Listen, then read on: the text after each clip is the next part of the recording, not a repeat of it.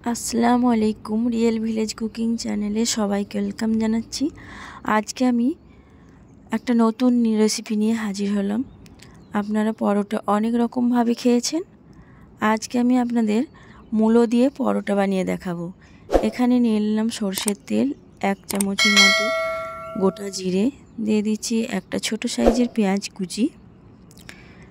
পেঁয়াজ এবং জিরে দিয়ে একটু নাড়াচাড়া করে নিচ্ছি। আমি এখানে 3টে ছোট সাইজের মূলো নিয়েছি, ভালো করে ধুয়ে পরিষ্কার করে নিয়েছি। এবার এইগুলোকে আমি একটা গ্রেটারের সাহায্যে গ্রেট করে নেব। এই দেখুন, এখানে এইরকম একটা গ্রেটার নিয়েছি। এবার এইভাবে চাপ দিয়ে আমি এগুলোকে প্রতিটা আমি গ্রেট করে নেব। সহজেই বেরিয়ে আসবে, ঠিক এইভাবে করে নিতে হবে। এই পরোটা বানানো খুবই সহজ, আপনারা স্কিপ না করে পুরো ভিডিওটা দেখবেন, খুবই ভালো লাগবে।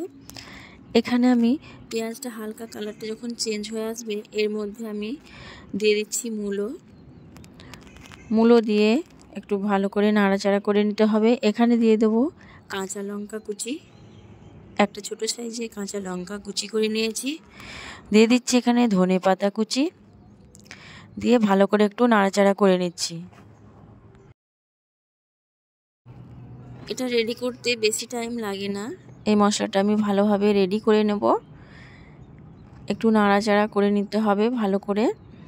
আমি গ্যাসের ফ্লেমটা লো টু মিডিয়ামে রেখেছি। এখানে 1/2 চামচ পরিমাণ হলুদের গুঁড়ো দিয়ে দিচ্ছি। আর এখানে আমি পাস্তা মশলা ইউজ করব। আপনারা চাইলে এখানে ম্যাগি মশলাও ব্যবহার করতে পারেন, খুবই ভালো লাগবে।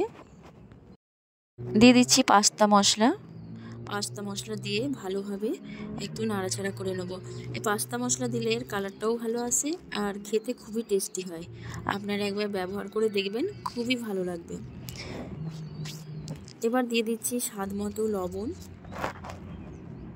আর সামান্য চিনি দিয়ে দিলাম 1/2 চামচের মতো। হালকা একটা মিষ্টি ভাব থাকলে খেতে খুবই ভালো লাগে। এবার একটু নাড়াচাড়া করে ভালোভাবে এটাকে আমি সেদ্ধ করে নেব।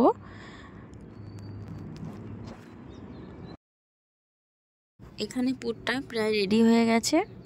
এই দেখুন, খুব সুন্দর একটা কালার এবং একটা যে নাড়াচাড়া করার সময় ঘ্রাণ আসবে, সেটা খেতে খুবই টেস্টি এবং সেটা খুবই ভালো লাগে।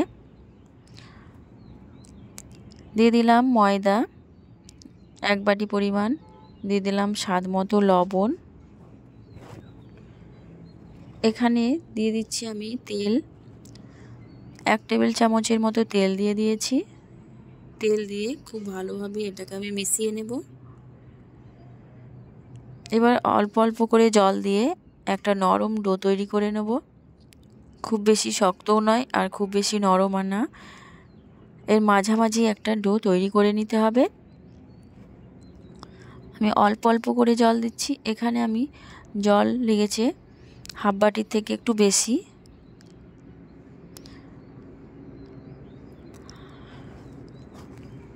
এই দেখুন, একটা ডো তৈরি করে নিলাম। এবার উপর থেকে সামান্য তেল বুলিয়ে দিলাম। তেল দিয়ে আমি এটা রেস্টে রেখে দেবো 10 মিনিটের মতো। 10 মিনিট পর এটাকে আবারও ভালোভাবে মথে নিচ্ছি।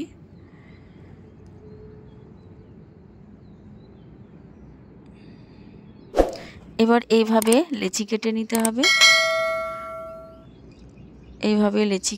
হবে, আমি এখানে লেচি কেটে নিয়েছি, 3টে লেচি কেটে নিয়েছি। এবার এইভাবে আমি একটু হাতে তালুর সাহায্যে ভালোভাবে শেপ করে দিচ্ছি। এবার আঙুলের সাহায্যে চেপে চেপে এই রকম একটা বাটির মতো করে নিতে হবে। এর মধ্যে আমি যে পুরটা বানিয়ে রেখেছি মূলোর, সেই পুরটা দিয়ে দিচ্ছি, দিয়ে এভাবে ফোল্ড করে নেব। এই দেখুন, খুব সহজেই এটা ফোল্ড হয়ে যাবে। এইভাবে আঙুল দিয়ে চেপে চেপে এটাকে আমি ফোল্ড করে নেব। এইভাবে ভালো করে ঘুরিয়ে দিতে হবে, মুখের অংশটা ঘুরিয়ে আর আঙুলের সাহায্যে একটু চাপ দিয়ে দেব।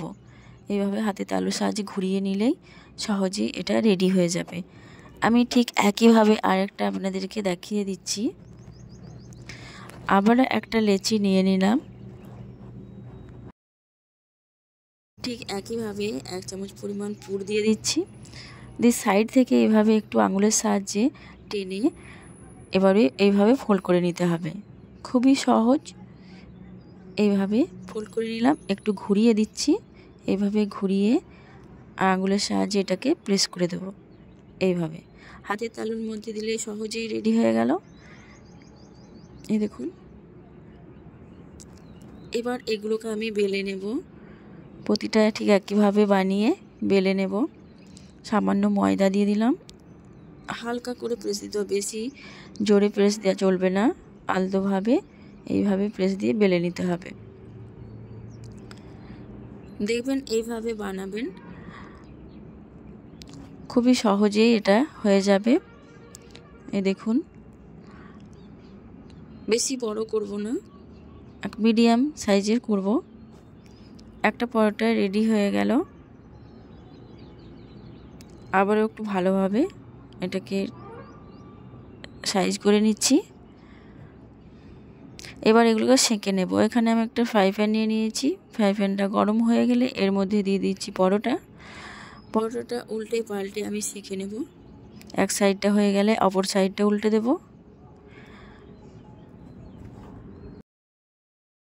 এবার এর মধ্যে দিয়ে দিচ্ছি ভেজিটেবল অয়েল। 2 চামচ পরিমাণ ভেজিটেবল অয়েল দিয়ে দিলাম। এখানে আমি গ্যাসের ফ্লেমটা লো টু মিডিয়ামে রেখেছি। এক সাইডটা হয়ে গেলে আবারও অপর সাইডটা উল্টে পাল্টে ভেজে নেব। বানানো খুবই সহজ। এই দেখুন, এইভাবে কালারটা যখন চেঞ্জ হয়ে আসবে, 2 সাইডটাই খুব ভালোভাবে সেঁকে নিতে হবে।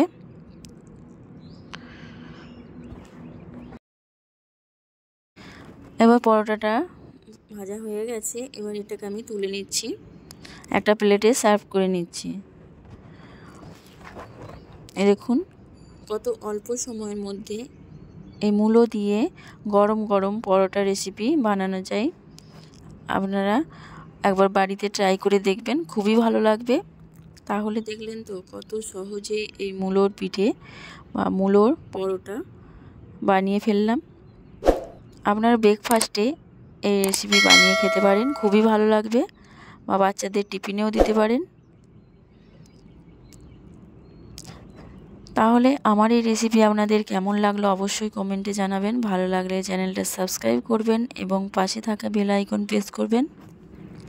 আপনারা বাড়িতে একবার ট্রাই করে দেখবেন, খেতে খুবই ভালো লাগবে গরম গরম এই মূলোর পরোটা। তাহলে আজকের রেসিপি এখানেই শেষ করছি। আল্লাহ হাফেজ।